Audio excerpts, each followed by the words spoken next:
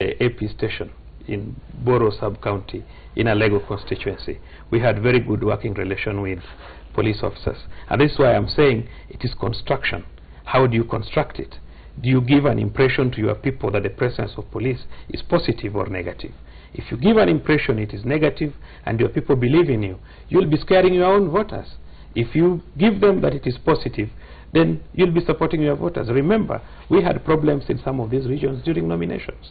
And most leaders across those areas requested us to give them more police officers. I had people calling me from home asking us, have you brought for us GSU? Because there's sibling rivalry. The position of governor is a very lucrative position, apparently, and everybody is fighting to get it. So you find brothers fighting against brothers.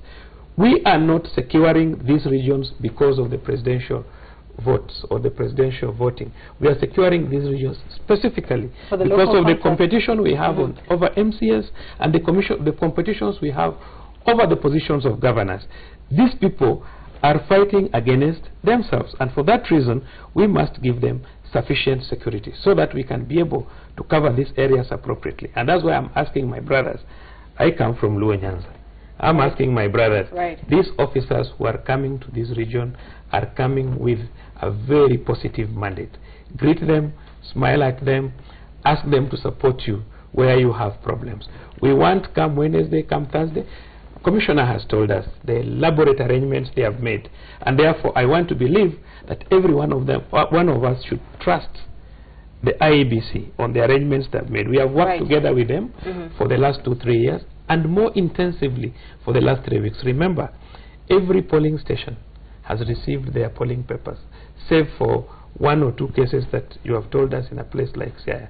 But I'm sure they are also not more than 10 kilometers away from the polling station. So what I can say is, no, let us construct this. It's a very important issue. We hear you and we've heard you. It's a question of construction. But let's get an update again still on security and the situation there in Garissa, where Hassan Farah should be hearing us on phone right now. We understand there's quite a bit of a significant delay in our communication, but nonetheless, Hassan, I believe you can hear us. Give us an outlook of what things are like this evening, the evening before elections in Garissa. Is all calm? Good evening to you, and many thanks indeed, Ann Kigota from our studios in Nairobi. Indeed, as you have rightly put it, I am speaking to you from Garissa County, where over 163,000 voters across the county are expected to be heading to the polls tomorrow to elect their leaders. And remember that Garissa County is considered one of the hotly contested counties in the country, as the contest for the post of governor and member of parliament will definitely capture the attention of many. Well, and in terms of security issues, earlier on we were able to speak to the Northeastern Regional Commissioner, Ambassador Mohammed Saleh, who assured us that security has been beefed up across Garissa County, which has some of its parts neighboring Somalia. He also warned candidates vying for various posts to desist from insisting and causing mayhem, which will in turn lead to chaos during and after the voting process.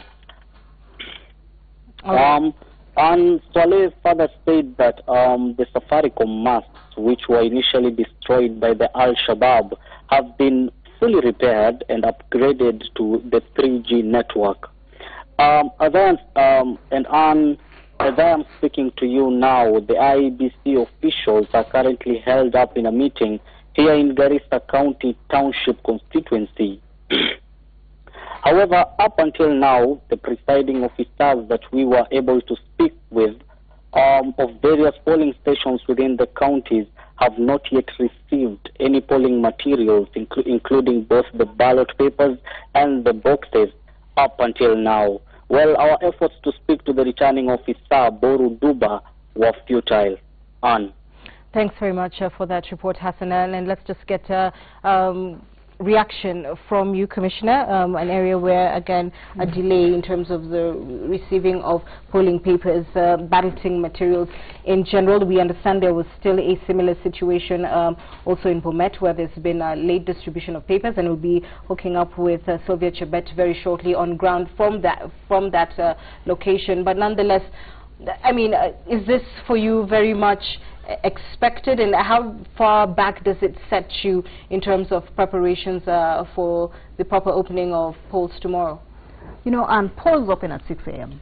and you know, we still have time. It's 10 p.m.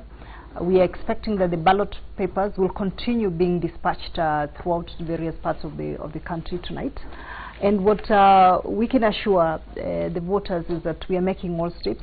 I mean, I am not leaving here to go home. I am leaving here to go and follow up on those areas, on those specific areas that are emerging. We are in touch, and Chairman Chebukati, I'm sure, is still at Bomas, because that's where I left him. He's still at Bomas, calling and looking around to see how we can fix the problems that are there. As I said at one point of this discussion, we know that the beginning of the process in the morning is obviously going to be bumpy. There will be bumps as we start the process, but we are hoping that we can stabilize all that within the first 1 or 2 hours. And any delays, I mean, the beauty, Anne, is that there is nobody who is saying that the ballot papers are not at Garissa or that the ballot papers are not in Siaya. It would have been more disastrous if we were talking about the ballot papers being in Nairobi and trying to figure out how to get those material from Nairobi to Garissa or from Nairobi to Siaya. For now, the material are in the places where they are going to be dispatched from, and what we need to do is just to follow up and ensure that those materials are moved from those places to each of the polling stations. And we have seen many other parts of the country whereby that delivery has been done to each polling station. All right. So very shortly we'll be taking you to Bomet, where Sylvia Chebet is standing by. And Sylvia, if you're on the line now, she's going to be joining us shortly. All right. We'll also be taking you to Sanyaba in Kisumu, where we understand there are voters who have found their names missing in the register in Kisumu. And Commissioner, maybe you can also respond to that. What could have occasioned some of these missing names? You see, Anne, I have to, you know, remind you that on many occasions, if you remember, in May and June, I was on this studio here, most of the time with you and your other presenters, urging Kenyans to go out there and verify their details and look at the register. For 1 month, one entire month, we had that register available in all the wards, in all the various constituencies and counties. So, you know, it's really honestly disingenuous for anybody at this point to then come up and say that their names are missing in the register when those opportunities were given to them and we did not get any concerns that are raised at that point. We really urge people to stop politicizing the issue, because we have seen that the numbers that you're seeing on social media, you're talking about 300 people in social media, but when we have checked with our officers, the number of people that have turned out or went over to the Kisumu central constituency were much lower than the numbers that you're seeing being perpetuated in social media. We'd really urge people that before you press that send button, before you transmit anything, please think through of the implications of that. There is a particular narrative that is being spread around that issue, and we urge people to really put caution before they start transmitting information like that is not verified, because the number of voters that went to our office today were much lower than the numbers that are being. Do you have an approximate amount? I was told it was less than 20 people that had gone there, and it's not, you need to show, you know, you see, you cannot just allege that you are a registered voter without providing us documentation to show that you had actually registered as a voter and you are missing in the register. A lot of those people that had gone to Kisumu Central today didn't even have any details, so they can come to us and say, here is my voter's ID. A lot of them. There are some who had. And there are people who also transferred from one place to another. And some, because they were being paid by politicians, don't even remember which was the last place they actually transferred to.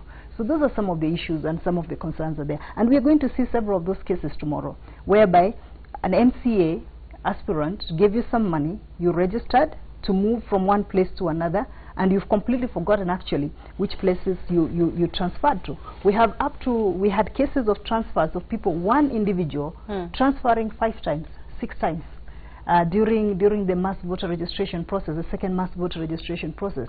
And we kept on cautioning that do not transfer if you're being motivated by politicians. Transfer only if that is your desire as a voter to transfer, because if it is your desire to transfer, then you'll definitely remember where it is that you are transferring to. Okay, so we're going to take a short break now, and we'll return with more information from Wilkes Nyabwa, who is in Kisumu. She'll be telling us a little bit more about that.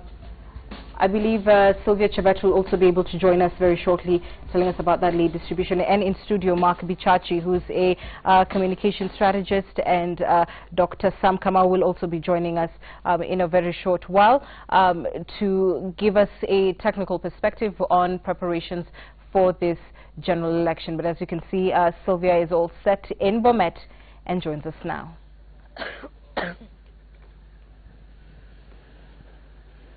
Well, at least 322,000 voters in this largely agrarian community of Bomet County are expected to make their voices heard on the choice of leaders they want through their vote.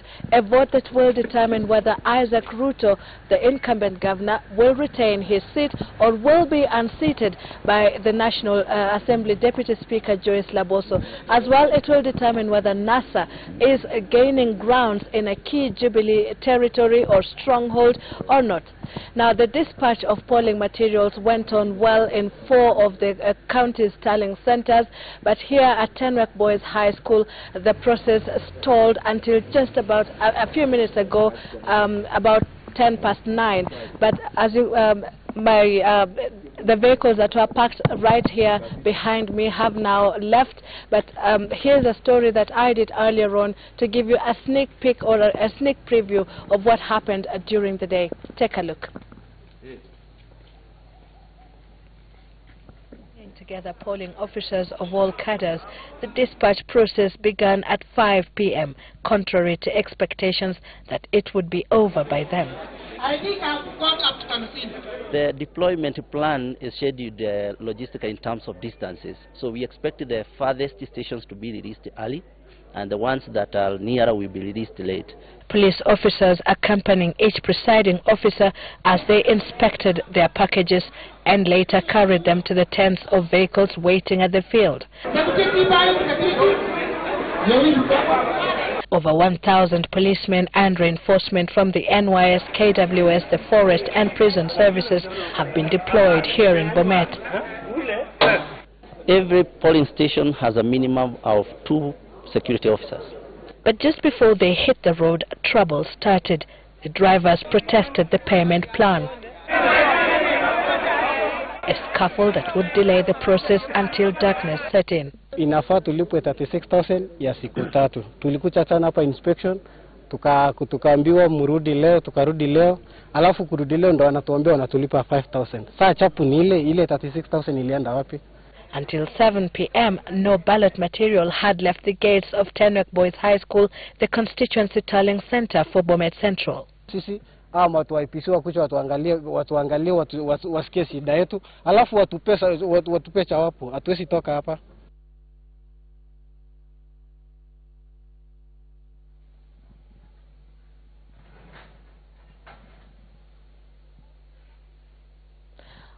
Well, fortunately, that situation has been resolved, and all presiding officers have left this compound and are now headed to their respective polling stations.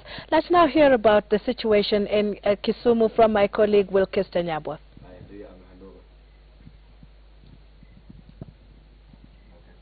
Actually standing right next to a major road, and I don't know if you can hear it, but border riders are passing by and tooting their horns as they take their passengers to their destination, and I guess this is how they are expressing their excitement about the fact that tomorrow they will be casting their vote. However, earlier we did see that some voters from Kisumu did experience some challenges. A group of voters, between 50 and 100 voters, assembled outside the IEBC offices here in Kisumu, complaining that although they had registered themselves to vote and that they did have slips showing that they had been registered, when they sent a short message to the number 70,000, they did not receive a response saying that they had been cleared to vote. It was indefinite. They could not get a definite message saying yes, they were registered, and so they had also visited their polling stations and tried to just find out whether their names were on the list, and many of them saying that they did not think that they would be able to vote tomorrow. So we were also able to speak to the county returning officer, John Cox, who said it might be a hitch with the system, and he sent them back to their polling stations. However, their names were taken down, and the IEBC said that they would be working to ensure that this was sorted out, to find out exactly what had happened.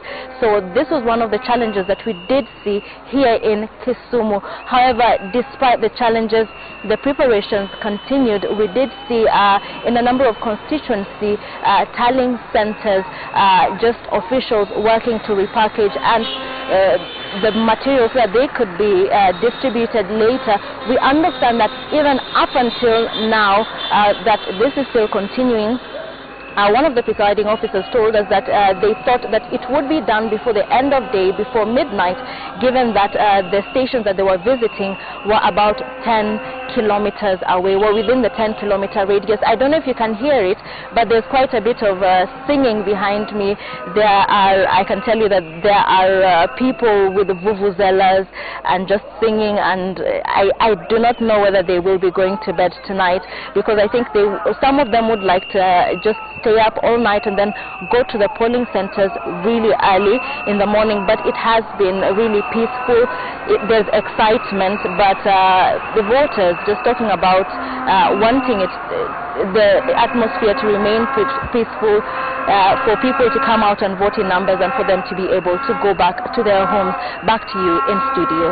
Thanks, Wilkisa, for that. Yes, we could certainly hear those vuvuzelas and all of that going on in the background. I suppose the country is very much excited for tomorrow's general election, and Citizen TV has more cameras across the country than any other station, and of course tomorrow we will be bright and early here, ready to bring you those reports from each and every one of the 290 constituencies. We're taking a short break. When we return, our technical panel joins the IEBC Commissioner and Police Spokesman, and we'll of course hope to answer your questions as well on poll preparedness. Stay with us. You're watching Monday Special.